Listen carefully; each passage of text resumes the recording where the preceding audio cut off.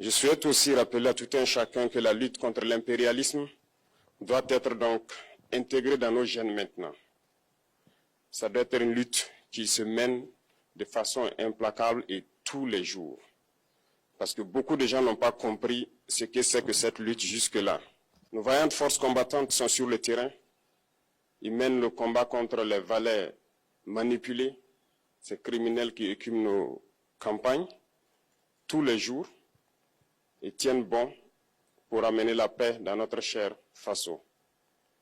Autant ils le font, nos masses populaires laborieuses, que sont les agriculteurs, les éleveurs, se battent aussi également pour qu'on puisse atteindre l'autosuffisance alimentaire à travers donc l'accompagnement de tous les techniciens du ministère de l'Agriculture. C'est très important. Et autant qu'eux aussi se battent dans l'administration, nous devrons nous battre pour changer de mentalité. Cette décolonisation mentale, c'est la partie la plus difficile. Et c'est pour ça que nous tenons à vous rappeler constamment qu'il faut changer de mentalité, revenir à nos sources et nous battre. Et c'est ça aussi le combat contre l'impérialisme. Toutes les occasions nous sont offertes pour pouvoir comprendre l'impérialisme, ses manifestations. Quand je prends dernièrement les propos d'Emmanuel Macron sur l'Afrique, eh bien, tout Africain conscient devrait donc comprendre très vite tout ce qu'il a pu nous dire et qu'est-ce que ça signifie. Le général Tchiani a dit il n'y a pas longtemps du changement donc de tactique ou de stratégie des forces françaises en Afrique, et je pense qu'il est venu le confirmer. Il s'agit de dissoudre et de garder un dispositif socle. Et Emmanuel Macron l'a si bien dit qu'on ne peut que le remercier pour cette sincérité, même si certains ont voulu mettre la poudre aux yeux de leur population, mais la réalité finit par rattraper aussi. Ils ne partiront pas de certains pays, ils ont juste dissous le dispositif. Vous ne les verrez plus dans des bases, mais dans les ambassades, ils seront là. Ils vont constituer des sociétés de sécurité pour sécuriser leurs sociétés qui existent dans ces pays-là. Mais les soldats seront là, mais vous ne les verrez plus en tenue ou rassemblés dans des bases. C'est tout ce que ça veut dire. Ils vont se réorganiser, mais seront là. Il a parlé de politesse vis-à-vis de certains chefs d'État en leur donnant la primauté d'annoncer donc la rupture ou le départ des forces françaises.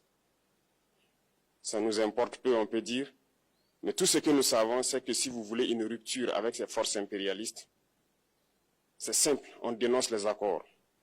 Tout commence par là-bas. Et je pense que l'exemple du Tchad, en tout cas, est palpable. Ils ont commencé par dénoncer les accords. Sinon, si on ne dénonce pas les accords, juste dire que les bases quittent, on n'a rien fait. Parce que le problème se trouve dans les accords coloniaux de défense qui ont été signés depuis l'indépendance. Le plus dangereux n'est pas ceux-là que vous voyez dans les bases. Le plus dangereux, ce sont les conseillers militaires. Les conseillers militaires existent dans tous ces pays. Ils ont existé au Burkina aussi jusqu'en fin 2022, jusqu'à ce que nous prenions nos responsabilités. Et qui sont ces conseillers militaires? C'est ceux-là qui sont censés mettre en pratique la politique de la France ici. Ils doivent travailler à rendre nos armées très faibles pour que la France puisse toujours avoir l'argument d'exister ici. Sous Blaise Compaoré, ils avaient réussi. Nos sentinelles prenaient donc la garde avec des bâtons. C'est ça que la France veut de nos armées. Lorsque nous arrivons à cette étape, nous n'avons pas le choix que de vouloir qu'ils viennent s'installer.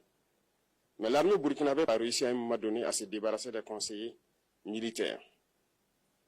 Malheureusement, je pense qu'en 2019, après l'opération Otapuano, où ces Français ont vu que l'armée burkinabé avait encore une capacité de réagir au terrorisme, ils ont appelé le chef d'état-major en France, ils l'ont instruit de reprendre les conseillers militaires dans toute la structure.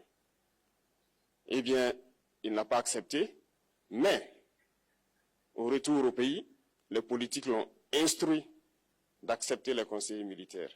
Et c'est là que les conseillers militaires sont revenus dans l'armée burkinabé en 2019. Avec toutes les conséquences qu'on connaît, l'armée était en train de disparaître dans les années 2020-2021. Et d'ailleurs, c'est le moment où beaucoup de militaires ont dû déserter, parce qu'il n'y avait plus d'espoir. On était en train de s'effondrer. Voilà un peu comment ils travaillent. À l'état-major général des armées, dans tous les états-majors d'armée, dans les écoles. C'est eux qui sont censés dicter la politique de notre armée. C'est eux qui nous disent combien recruter, quand recruter et qu'est-ce qu'il faut en faire. Ils sont dans les écoles pour nous dire comment il faut les former et ainsi de suite. Tant que ces conseillers militaires sont là, vous n'êtes pas indépendant. Votre armée aura juste l'apparence d'une armée qui sera là en train de faire des parades, du cirque. Mais lorsque viendra la guerre, vous vous rendrez compte que la parade, c'est une chose, mais la guerre, c'est une autre chose. Il faut rompre les accords. C'est la seule façon d'avoir une armée indépendante et se construire, être fort. Mais beaucoup de gens ne le comprennent pas peut-être. Et même avec ces accords, la France choisit dans nos États des élèves officiers pour aller les former. C'est à travers ces mêmes accords. Mais en réalité, ces officiers qui partent se former pour la plupart, pour la France, ils viennent pour servir l'État français dans leur pays. Ils ne viennent pas pour servir nos pays. Ils les forment pour qu'ils viennent servir les intérêts de l'État français. J'en veux pour preuve. Lorsque nous nous sommes révoltés, beaucoup d'officiers au Burkina qui ont été formés en France ont été immédiatement contactés pour leur dire que c'est le moment de se mettre en action parce que vous avez été formés pour ça, pour servir les intérêts de la France. La plupart de ces officiers nous ont rendu compte, nous avons pris acte et nous continuons de suivre. Lorsque un officier formé en France arrive dans son pays et par malheur meurt soit par accident ou bien sur le champ de bataille, en France, il y a une nuit d'hommage aux morts dans l'armée, comme partout ailleurs. À la nuit d'hommage aux morts, on cite le nom de l'officier en question et on dit « mort pour la France ». Il ne le forme pas pour servir son pays, il le forme pour servir leur État. Et dans beaucoup d'États africains, il y en a plein de ces officiers. Combien sont patriotes, Dieu le sait. C'est une leçon que Emmanuel Macron a donnée encore aux chefs d'État africains, de se rattraper et de pouvoir vraiment mener cette lutte contre l'impérialisme. Mais en plus de ça, il a aussi insulté tous les Africains dans ses propos.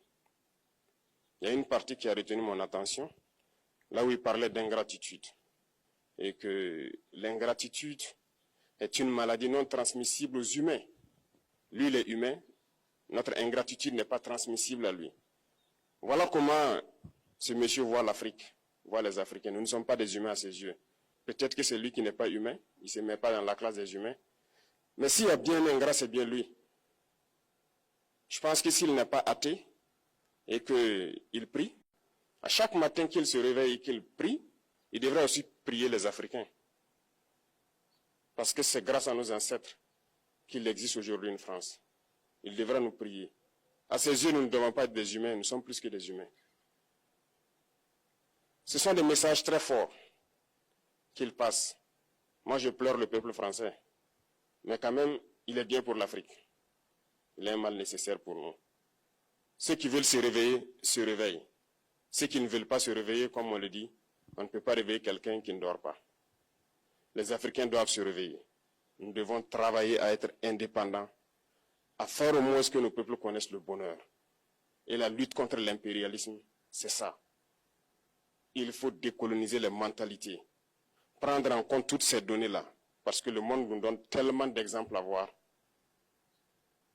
Pour eux, il n'y a pas de morale.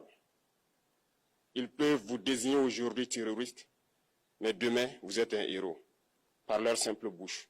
Ils décident de ce qu'ils font. Ils parlent de démocratie, mais ils se font eux-mêmes des coups d'État constitutionnels entre eux. Ils parlent des droits de l'homme, mais ils déciment des populations ailleurs.